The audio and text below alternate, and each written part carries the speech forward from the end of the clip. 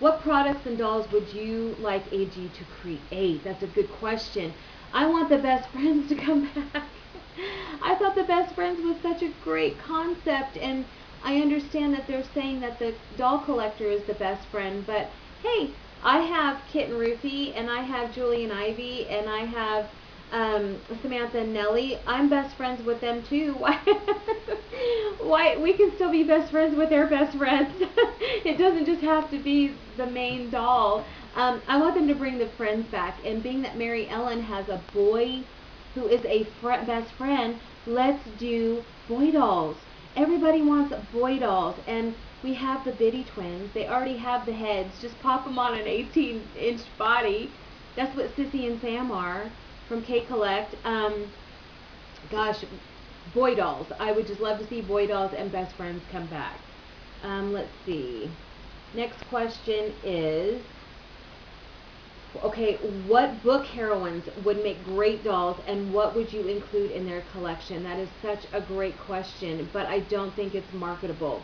It could be, it probably would be successful to older collectors, adult doll collectors, maybe the older, like the teens, maybe even tweens, but the targeted market that American Girl is zeroing in on, I don't think it would be successful.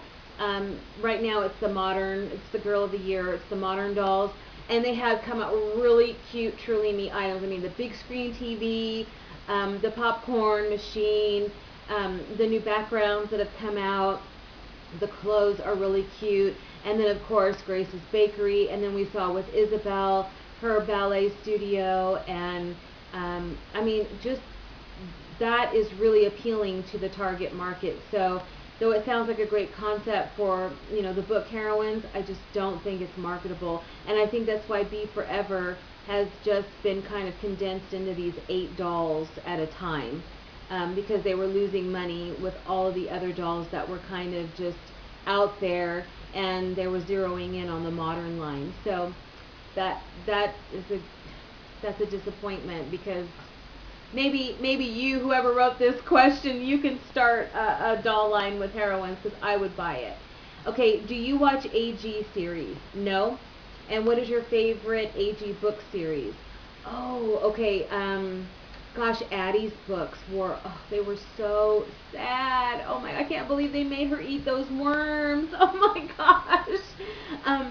But when you finished reading her books, you were just so proud of her, and the character that she had in the end, the girl that she became through all of that adversity. Oh my gosh, she's such a strong girl. And then of course Kirsten's stories were so tough to read. So I just love the books. They're really well written. If you could sit and talk to Pleasant Rowland, what 3 questions would you ask her? That's a good question. Probably not the questions that you think. I mean, I would just probably be very thankful and tell her how much I love American Girl, and that I was grateful that she started this this doll collection, but this doll brand. But I think the questions I would ask would be more business related. Probably not the questions that you're thinking, but they would probably be, because when she did this, that was just really in the early 80s, when women were starting to become business owners and venturing out in the business world full steam ahead. So I would have other questions, I think, for her. Who is the next doll that you plan on getting? That is the new historical Melody, the new 1960s girl. I can't wait for her. For the new African American doll, supposedly coming in 2016, what story theme would you want her to have if she is going to be affiliated with the Roaring Twenties? Well, unfortunately, she's not in the 20s. She's in the 60s, but I love the 60s.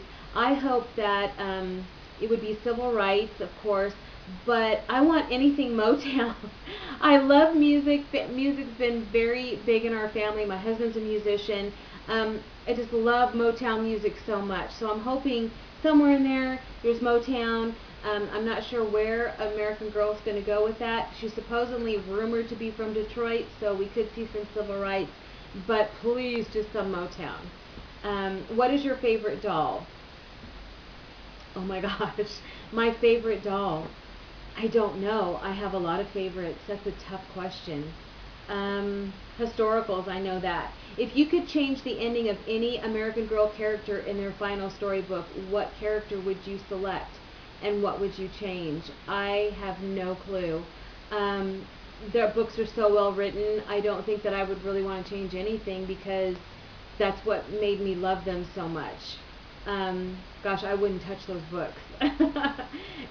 Okay, so the next question is, I hope this doesn't put you on the spot, but what is your least favorite doll and why? Oh gosh, I know who wrote this. My least favorite in my collection would probably be Elizabeth. I had Elizabeth for a little while, but I just didn't bond with her. And I noticed that in the stories, I haven't watched the movie all the way through yet, but in the stories, I've read her book and I've read Felicity's book. She just seems sort of boring compared to Felicity, and I don't know. I just couldn't bond with her, so she's probably my least favorite doll, and that's why she's not a part of my collection.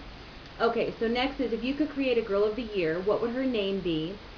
What would she look like, and what would be her story? I have no idea, because I'm really an historical doll collector, but a girl of the year, wow. I guess someone that would have music in her story.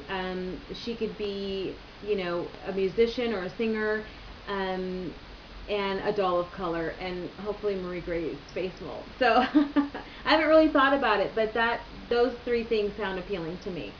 Okay, so next is, did Gaudy Mia and her bed interest you when she came out, and did you get them? I wasn't collecting when Mia came out, though her bed is awesome. It's like got three sides to it. There's like a bed, and there's like a closet, and there's like a little desk area. It's really awesome. And like McKenna's bed is really neat too, her loft bed. And I'm always wondering why now there's no beds. Like, why didn't Isabel have a bed? Why doesn't Grace have a bed? I know they have the ballet studio and the bakery, and it's really fabulous and everything, but I mean, why didn't Mia have a skating rink? You see what I'm saying? It's like she had a bed. I don't know. Just beds are easy to make, but those beds were pretty awesome. Yeah, I think they were really well made.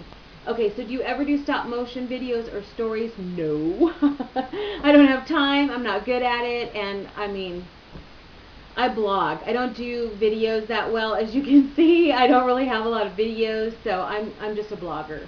Okay, if you could create a Be Forever doll, what would her name be? What would she look like, and what would be her story? Okay, so we went from Girl of the Year, now we're Be Forever. Okay, I know this one. So I would want, there's two actually, and they're similar to kind of what Rebecca, her story, but I would want maybe a Russian, you know, 1920s doll, Russian with like a little, one of those little page boy cut, or I would want a Sonali face mold, African American, 1920s Harlem Renaissance doll with a little page boy cut, you know, just a cute little page boy, yeah, that's what I'm thinking of, and like little feather headpieces and the whole Roaring Twenties dance, and she could be even a singer maybe, but something music related. Russia, I don't know why, but just Russian culture appeals to me, but I also like the Harlem Renaissance, so anything Roaring Twenties, the 1920s, and the storyline would be, you know, there's a lot in the 20s. There's Prohibition, there's the Market Street crash, they even had the Dust Bowl. I mean, there's a lot to do in that time era, but definitely music. Maybe a jazz Harlem Renaissance doll, or a Russian cellist or something fabulous. 1920s. Okay, so let's see. You know the song on your YouTube video, the song where someone is singing Living a Doll's Life, Everything's Working Out Right. Where did you get it? Did you make it? I love the song. It's so cute. I did not make it. It is a song from the early 90s. And when I wanted to name my doll blog, I just immediately thought of that song and living a doll's life. That's what I do every day. I'm living a doll's life. So thank you. That's a cute question. Okay, favorite Be Forever character, not historical doll collection, and why? Mary Ellen, right? She just came out. I love her collection. It's so adorable. I can't wait for the rumored camper that's coming out. The silver streamliner or whatever. I think of Lucy and Desi when they took that trip across country in that with that trailer. It's so funny. But I just love the 50s and Elvis, soda fountains, you know, just the music, the clothes, everything fabulous. I watched Grease 13 times the summer it came out in 1978. Anything 50s is fabulous. So I love Mary Ellen right now. Okay, if you could choose one time period for AG to pursue for a Be Forever character, what would it be? 20s, absolutely. Art Deco, love Art Deco. Architecture, clothing, everything Art Deco. I'm just in love with it.